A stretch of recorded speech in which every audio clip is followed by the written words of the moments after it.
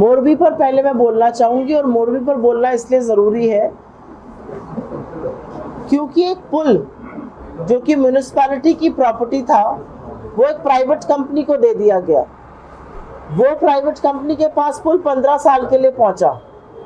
पुल की मरम्मत हुई और 26 अक्टूबर को प्रेस कॉन्फ्रेंस करके जयसुख पटेल जी ने ये बोला कि पुल में 8 से 10 साल अब कोई मरम्मत की ज़रूरत नहीं होगी। ये कंपनी पुल बनाने का काम नहीं करती थी। ये कंपनी घड़ी बनाती है, मच्छरदानी बनाती है, मच्छर के रैकेट बनाती है और बल्ब बनाती है लाइट के। 150 से ज्यादा लोगों की मौत हो गई। एफआईआर हुई। एफआईआर में सिक्योरिटी गार्ड और टिकट क्लर्क का नाम है। जिस कंपनी ने पुल की जिम्मेदारी ली थी उसके एमडी का नाम नहीं है, म्यूनिसिपैलिटी के कमिश्नर का नाम नहीं है, और अर्बन डेवलपमेंट मंत्री जो मंत्रालय यहाँ के चीफ मिनिस्टर के पास है, जो बेचारे मोदी जी की गाड़ी में घुसना चाहते हैं लेकिन घुस नहीं पाते हैं, उनका नाम नहीं है।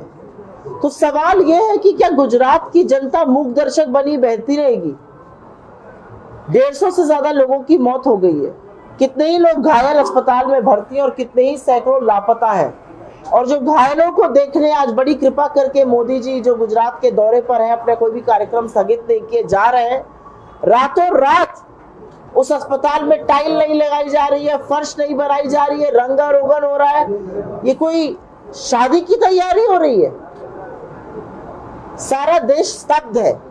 हम लोगों ने अपनी यात्रा स्थगित करी एक दिन के लिए, और यहाँ पर अस्पताल का चेहरा बदला जा रहा है, अस्पताल का रंगा रोगन हो रहा है कि फोटो चकाचक आती रहे। ये क्या ऑब्सेशन है फोटो से? ये क्या ऑब्सेशन है कैमरे से?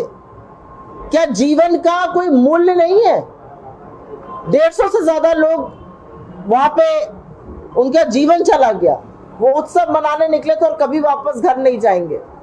12,000 से ज्यादा टिकट बट गए।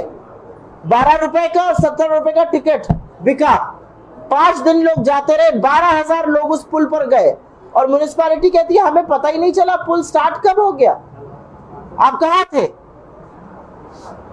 आप कौन सी कुंभकर्ण की नींद सो रहे थे?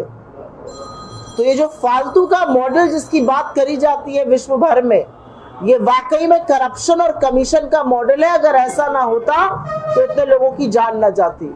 आज सारा देश स्तब्ध होकर एक ही सवाल पूछ रहा है, 150 मौतों का जिम्मेदार कौन है? क्या एक सिक्योरिटी गार्ड जिम्मेदार है, या ये जो टिकट की खिड़की पर बैठकर टिकट क्लर्क बेच रहा था वो जिम्मेदार है? छोटे लोगों को फंसाकर बड़ी मछली को फिर से निकलने का मौका दिया जा रहा है, और ये कतई बर्दाश्त नहीं होगा। हम अभी तक संयम में थे क्योंकि इतना बड़ा हादसा हुआ था। हम चाह रहे थे कि पहले राहत सामग्री पहुंच जाए, लोग अस्पताल पहुंच जाएं, जो लापता है वो मिल जाएं। लेकिन 48 घंटे से ऊपर बीत चुके हैं और इस सरकार की आंख का शर्म का पानी मर चुका है। और वो दिख रहा है आपको जिस तरह से अस्पताल का रातों रात रंगाई पुताई हो रही है। तो इसके बारे में हम लोगों ने पहले भी मांग करी है। एक जज के तत्वावधान में पूरा प्रोब होना चाहिए इस मैटर का। कैसे ये कॉन्ट्रैक्ट पहुंचा? बिना कॉन्ट्रैक्ट के, बिना टेंडरिंग के एक ही कंपनी को ये कॉन्ट्रैक्ट दे दिया गया। ऐसा क्यों हुआ? तमाम सवाल हैं और जरूर उस पर बात होनी चाहिए। अब खबरें पाइए सबसे पहले हमारे मोबाइल न्यूज एप्लीकेशन पर।